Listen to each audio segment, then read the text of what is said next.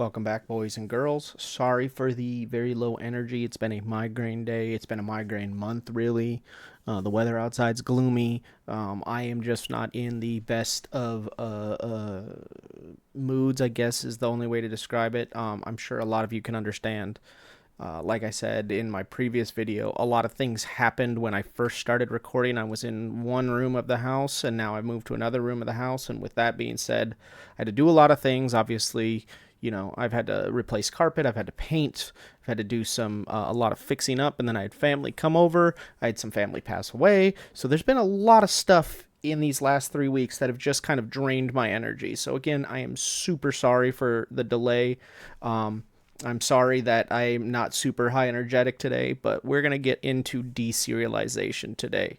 So, I started a whole new program and I don't know why.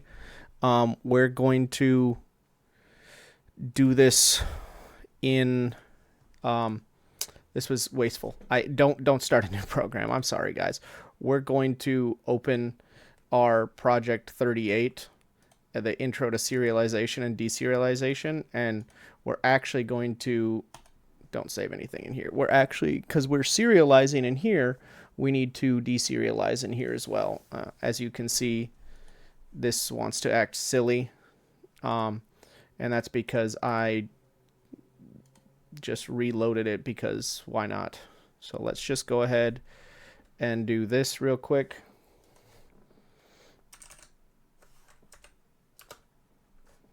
And install that.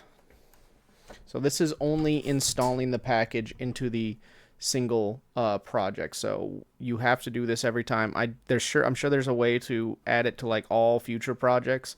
Right now, it's not that important. We're just going to do what we need to do. All right. So as you can see, the errors went away. So now we're going to hop into deserialization. So what is deserialization?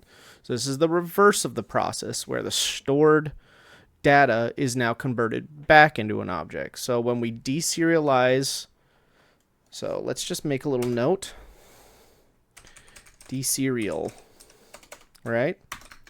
And with deserialization, reverses the process, right? So converts the string or transmitted data back into an object, or several objects, or a database, whichever one you need to know.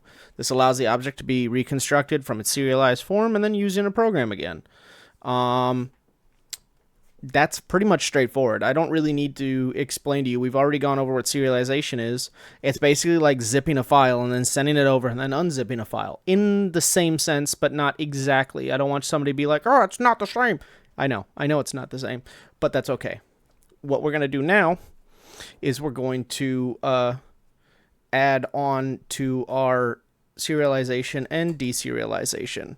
So now we're going to deserialize from JSON. So we're going to have person. Sorry, I had to move the mic away from my face. I don't want you guys to hear me breathe. JSON convert dot. So you see it says deserialization object person JSON. That is correct. That is what we need to do. And then we're going to do console.writeLine. Oops, yep. Oopsies. .writeLine, and we're going to say name. Now, obviously, we're not transmitting this data anywhere. We're not like doing anything major with this. So like, it's just doing its job, but it's not doing anything else, if that makes sense, right? And then we're going to console writeLine, and we're going to say age, and then, oops, plus, and then person.age, right? What we've been doing. And now, to deserialize that, we're going to, where do we want to put this? No, we're going to just put this in JSON. Give me 1 second here. I have like extensive notes written because I've gone over this about 50 times now.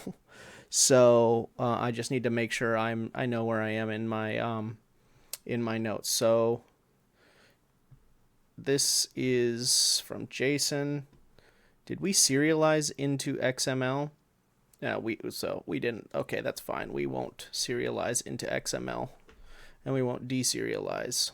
So what we need to do from here is we need to say string JSON equals, and then this is how we're basically gonna do this. It's gonna be something like /name / and then that again, and then /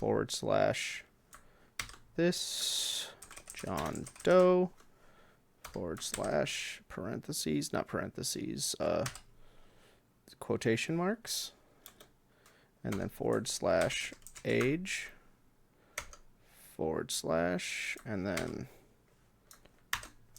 30, and then close that, and that should be correct. I am getting an this right here. Oh, I forgot one of those. There we go. Now you can see we're taking it. So what we're doing here is separating all these. We see we've got name, John Doe, Joe Doe, whatever you want to do. We'll switch it to Joe. Joe Doe. Age 30. So you can see it breaks it down, string. It's going to take that serialized JSON file and it's telling it where to put it. Now we are entering parameters like the name and the age because we're not, again, sending this over. So then we're creating a new object called person.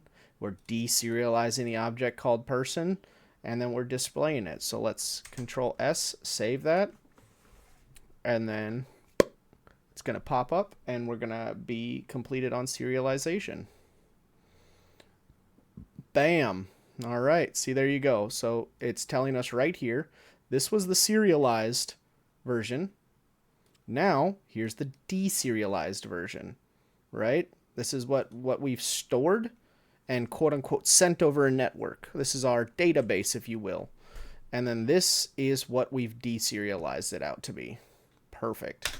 See how easy that is? And we've already gone over what serialization and deserialization is. So I think I'm just going to do another video and do XML stuff, and then we'll go over that. We'll go over serializing XML files and deserializing them. We'll do that in one video. But anyways, since this was only an 8-minute video, I hope you guys enjoyed that. Hope the JSON was explained correctly. And then I'm going to use the same exact thing, and we're going to do XML in it in the next video. Please like, share, subscribe if you guys enjoyed. Thank you so much.